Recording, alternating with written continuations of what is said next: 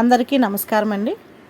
ఈరోజు మనం 2011వ సంవత్సరంలోని చందమామ కథల పుస్తకంలోని తిక్కకు తిక్కే మందు అనే కథ గురించి చెప్పుకుందాం. ఈ కథ రచించింది కె రఘునందన గారు.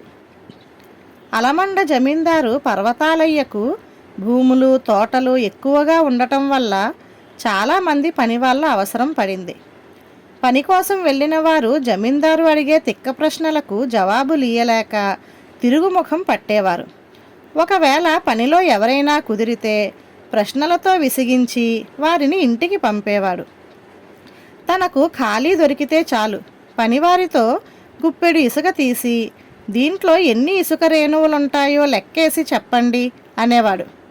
వాళ్ళేదో సంఖ్య చెబితే అది కాదని తన లెక్క ప్రకారం ఫలానాది అని అనేవాడు.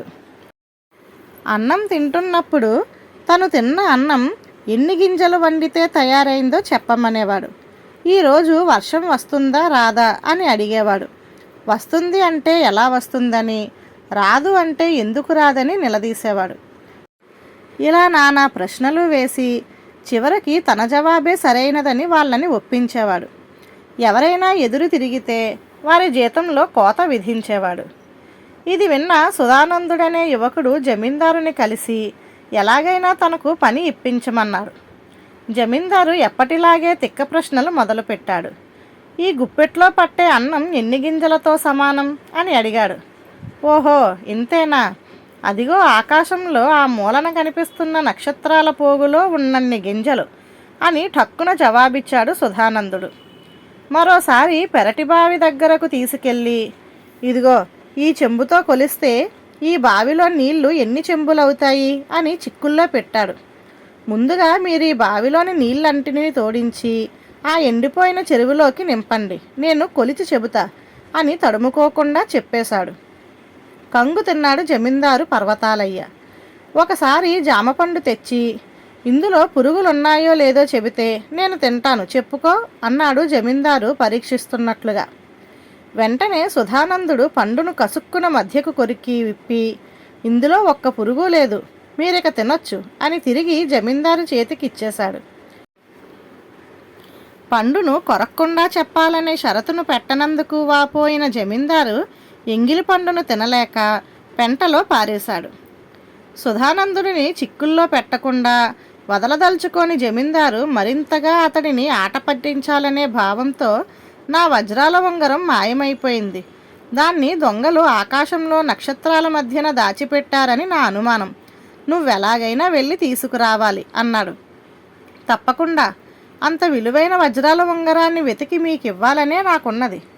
ఆకాశం పైకి ఎక్కడానికి నాకు నిచ్చెన కావాలి, దాన్ని ఏర్పాటు చేయండి, మీ ఉంగరం భద్రంగా అప్పగిస్తా అనేసరికి జమీందారు అవాక్కయ్యాడు. మరొక రోజు అందరి ముందు ఎలాగైనా సుధానందుడిని ఇరుకిన పెట్టాలని నా తలపై ఉన్నన్ని వెంట్రుకలకు సమాన సంఖ్యలో ఆవాలను ఈ పాత్రలో పోయాలి, లెక్క తేడా వస్తే ఒప్పేది లేదు, నిన్ను పనిలో నుంచి తీసేస్తా అని తిక్క ప్రశ్న వేశాడు. సుధానందుడు జమీందారు అడిగిన ప్రశ్నకు నవ్వి బయటకు వెళ్ళి ఒక గుడ్డలో ఆవాలు మూటగట్టుకొని వచ్చి వాటి సంఖ్య చెప్పి పాత్రలో పోశాడు.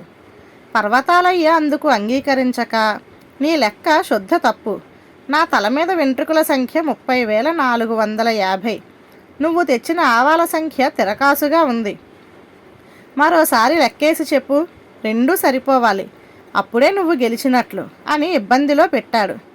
నా ఆవాల లెక్క తప్పైతే అవ్వచ్చు, కానీ మీ అంతటి జమీందారు అబద్ధమాడారన్న విషయం జనానికి బాగా తెలుసు, అందువల్ల నేను ఆవాలు ఇక్కడ పోసి లెక్కిస్తాను, రెండూ సమానమో కాదో తేలాలంటే అదే సమయంలో మీరు మీ తల మీదనున్న వెంట్రుకలను ఇక్కడ పెట్టి లెక్క పెట్టాలి, అప్పుడు మీరెంత నెక్కచ్చో జనం మరోసారి గ్రహిస్తారు అని అనగానే ఏం చెప్పాలో తెలియక అయోమయంలో పడ్డాడు పర్వతాలయ్య. అయ్యా, అతగాడు సూచించినట్లుగా చేస్తే మీకే మంచిది, అతగాడు ఓడిపోతే పనిలో నుంచి తీసేయొచ్చు, మీ లెక్క తప్పు కాదని నిరూపించి బుద్ధి చెప్పండి, వెనక్కి తగ్గితే మీ పరువు పోతుంది అని ఒత్తిడి తెచ్చారు అక్కడికొచ్చిన జనం. జమీందారు పర్వతాలయ్య ఇరుకున పడ్డాడు, నోట మాట రాలేదు. ఇంతకాలం తన అహంకారంతో అందరినీ తిక్క ప్రశ్నలేసి హింసించాడు. కానీ సుధానందుడు మాత్రం తెలివిగా వ్యవహరించి తనను ఓడించాడు.